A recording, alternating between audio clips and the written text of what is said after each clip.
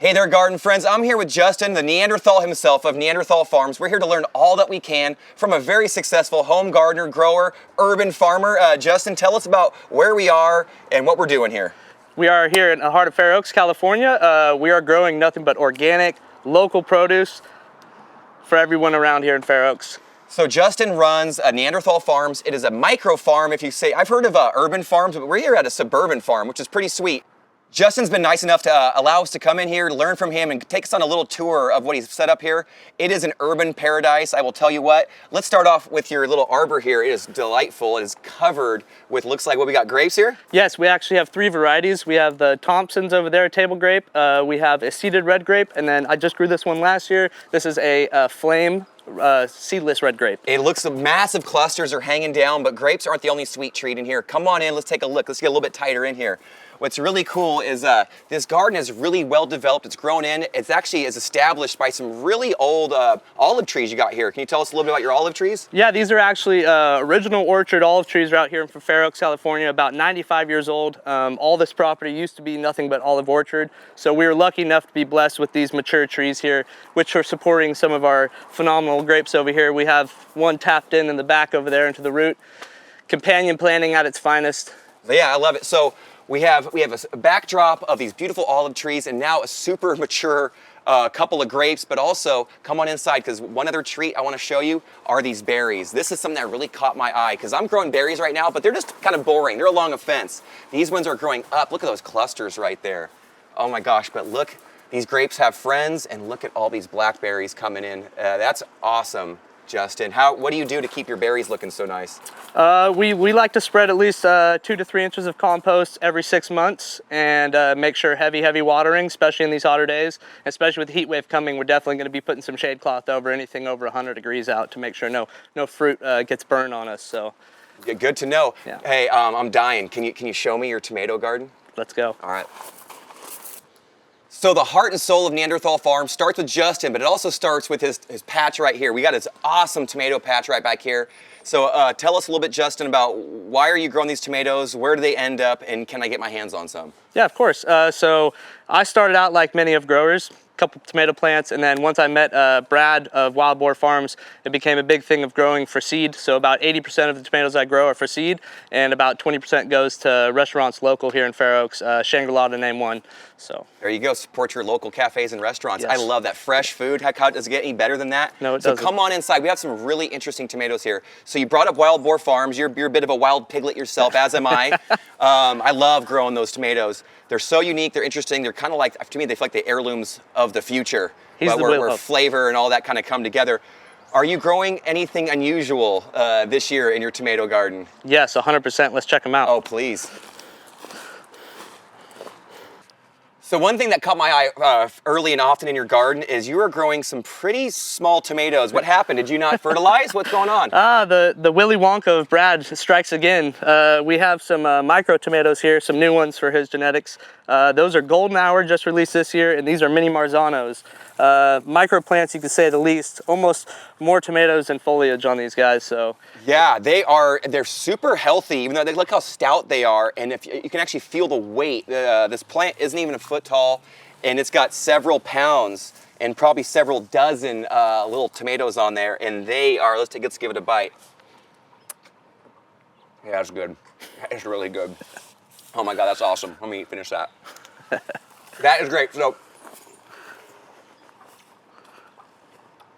So if little tomatoes don't get you excited, check out these tomato clusters right here. These are beyond crazy. Actually, that's their name. This is, was it Barry's Crazy Cherry? Barry's Crazy Cherry, yes. This one actually is taking the winners for this year of the biggest clusters ever grown on this property. Wow. Just the one right here. Get a close-up of this. Look how big this branch is, full of fruit. Trying to keep these trellised up the best we can, but...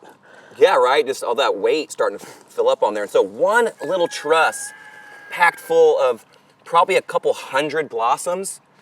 That is incredible. I cannot wait to try these out when they're ripe. What do you think? I can't wait. You can see one kind of teasing us there. So Are those going to be destined for the market, you think? yeah, that or seeds. Mainly, most of these berries crazy will be for seed this year. Okay, yeah. there we go. I think seeds that are definitely worth saving. Yeah, got to spread the world. Look at all these blossoms by your head, Justin. That is absolutely incredible.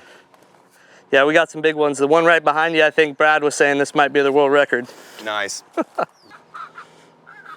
So Justin, dude, I'm super impressed by what you got going here.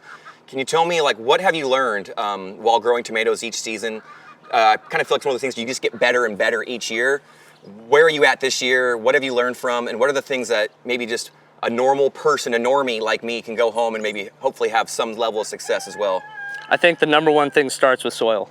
Yeah, definitely healthy soil and plenty of water is the biggest thing, but also trying to find what works for you in your area and what you can grow in, because there's so many different ways to grow tomatoes, and you'll always learn every year. Every year I change, and I seem to maybe kind of tied it down this year, but you can never say you perfect it. So it's always going to change. Mother Nature is always going to change. We talk about building the soil. What do you do here that's pretty unique? And we talked about it earlier, and I'd love to share it with our listeners. Lasagna bed method is a really big thing. So it's layering heavy horse manure, compost, straw, horse manure, compost, straw, and then a finished layer of compost, and then a nice straw layer at the end. Don't be afraid to go heavy, because that's only going to break down over the years and build your healthy black soil. All right, so lasagna is not just good for Garfield, it's good for our tomatoes. Yes. So layer it up, and you talked about, has the soil always been really rich here? Your plants are, I mean, they're thriving. I've kind of seen some and dug up. It's black, it's earthy, but did you start that way? Did you inherit just delicious soil? No. 8 years of hard work. This used to be a old horse pasture, so very rock solid ground, no drainage, could barely get a broad fork, maybe about an inch into the ground. Now we could really get into it and see that once you build a little bit, you can get down and really get into that. It almost looks like pure compost. Yeah, it's one of those things that it takes years and years to build, but people don't give up. Yeah, there's a worm in it right there. Yep. Crumbly. Yeah, there probably wasn't too many worms when it was just hard and hard pan. So this is about 4 years old right here, these beds right here. And this is of compost, cardboard. Don't be afraid to use a lot of cardboard, all that fun stuff. I love it. So now, I don't know if you guys noticed it in the video yet, if you've seen it behind us, what is going on here? And this is something that maybe not everybody needs to do, but maybe some of you might have to consider. What is going on here? Deer issues is a big one. Oh, deer. They found out about the tomatoes, and yeah. Everybody wants some. So they were snacking on them the past couple years. This is actually an amazing thing for people. Definitely, if you're close to nature, we're right by the American River, within a half a mile. So especially people in the mountains, deer netting will be a lifesaver. It doesn't have to be permanent. You could unroll it and work it in your ways, but it saves us so much stress and money and time. All right, so Justin, last but certainly not least, I want to talk about how do you actually keep these tomatoes up off the ground, and how do you prune them? I came here last year, I was really impressed. It was later in the season, your tomatoes were very well pruned and maintained, and so I want to learn a little bit. Yeah, so we are here with the Florida weave method. That's what we've chosen after the past couple years. And we like to keep anything leafage-wise, any growth on the bottom, we like to keep those cleaned. Suckers on the bottom, about 1.5 feet up, really helps any kind of disease to stay away, and the airflow for the plants to really stay happy and alive. To one main lead down here, and then it allows about 1 foot or so off the ground. Now it's split into several leads, and you're not worried too much about that now? No, because if you want, you could always keep suckers. I think a big thing, everybody takes off every sucker. It's definitely, you want to keep up above for a nice, heavier harvest. I love it. But the bottom, it looks nice and clean, good airflow. All right, so now I know I was boasting a little bit about Justin being, a tomato guy, but he's actually the pickle king. So Justin, tell us about why do you love pickles, and what is your relationship with cucumbers and pickles? Well, that's a funny thing. My family, 5 generations of making pickles. It's an obsession. Our whole side of my family. My mom comes from a family of 15 kids, so about 57 grandchildren on my mom's side. So we're a big pickle family, always have been, and that's what actually drove me to start farming big style when I first moved here, was strictly for pickling cucumbers. I love it. So I can see right here you have a beautiful row of cucumbers. Are these all pickle style? Yes, we have some, these guys are a petite gherkin, so they usually want to pick them within the 1.5 to 2 inch range, and then we'll have some homemade pickles going in the front, and then we have more successions of those going down, which we like to do succession planting, so you're always getting a harvest every couple months. You're not succession. So for the people who don't know what that is? So planting maybe every 3 to 4 weeks, so do a row, and then direct seed another row maybe 4 weeks later, and you could, here in Sacramento, especially Zone 9B, you got a couple grow seasons, so don't be afraid to plant a little late. I love it. So stagger them out. So there's always something to enjoy later in the Yes. season. So first, I've heard people growing cucumbers. They grow like weeds once you get them going, but there can be some issues. I've heard people, why are my cucumbers bitter? Is that a thing? And how do we avoid that? Yes, so there could be a couple issues with that. That could be overwatering or underwatering, which is so up and down. Some people say, well, I think I'm watering enough or not enough, or it is definitely style. Pickling varieties are not the greatest for eating fresh. Okay. They're thick-walled. They're usually a little on the bitter side because they're meant to hold up that to the brine.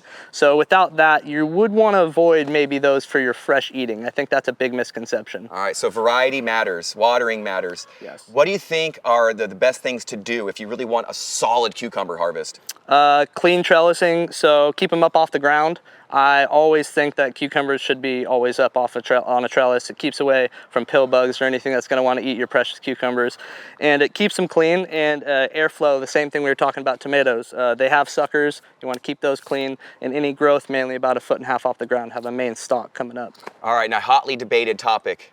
What is the best time? When do you harvest that perfect cucumber? At what size? What Let's see. shape? I might have one down here, man. I love it. Let's Thank see. you. Let's see what the Wenzel's pickles would show you here. I think we found one. Yeah, that is the definition, folks. Ah, beautiful. And that's a baby Perfect. gherkin. That is perfect. Yeah, I wouldn't let that go any bigger. And you can feel how sturdy that is. Oh, yeah. You can almost. That's firm, baby. So that usually you could bite it if you want. Go ahead, but it's a little prickly. But it might be a little bitter. Let me know. Tell me what you think.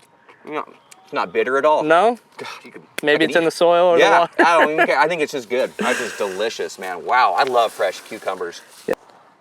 Well, Justin, I'm having a blast out here with you in your garden. I'm learning so much. Can you tell me, for some of those first-time growers, maybe if they're finding, they're hitting some obstacles a little bit as that temperature of that summer heat starts to turn up a little bit, what are some words of encouragement or maybe some wisdom that you could lay on us for some of us? Because I remember my first time, everything's always kind of more difficult than it needs to be, and we kind of seem like, woe is me, but what can we do, and how do we get back to center?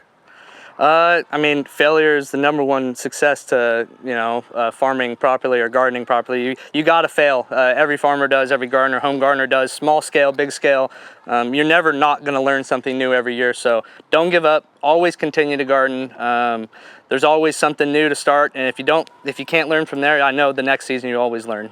I love it. Failure is okay. Never give up and just keep on trying. There's always something new to learn. Yep. I love that. Those are some words to live by. So this is a family garden, family farm, so to speak. You've got a couple young children. How do you feel when you're out in the garden and you've seen your kids run around and they're having fun out here, maybe hanging out with you? Maybe a hummingbird flies up.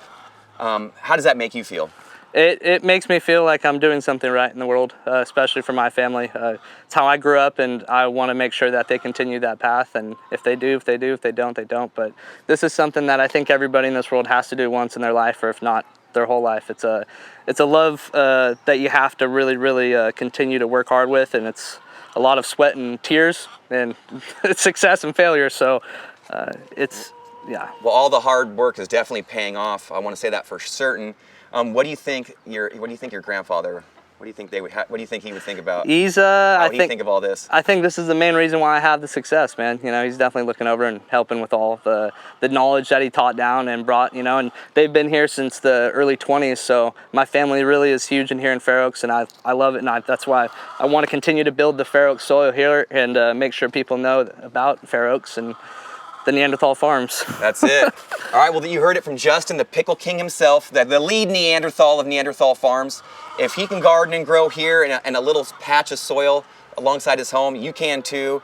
If you want to learn more, check out Justin. You can find him on Instagram. Yep, Instagram. No Facebook. Sorry, just mainly Instagram. We're pretty small on we're starting a YouTube channel here soon. So is it Neanderthal Farms? It's going to be the Fair Oaks Farmer. The Fair Oaks Farmer. So we're going to be trying to get that going here soon. It's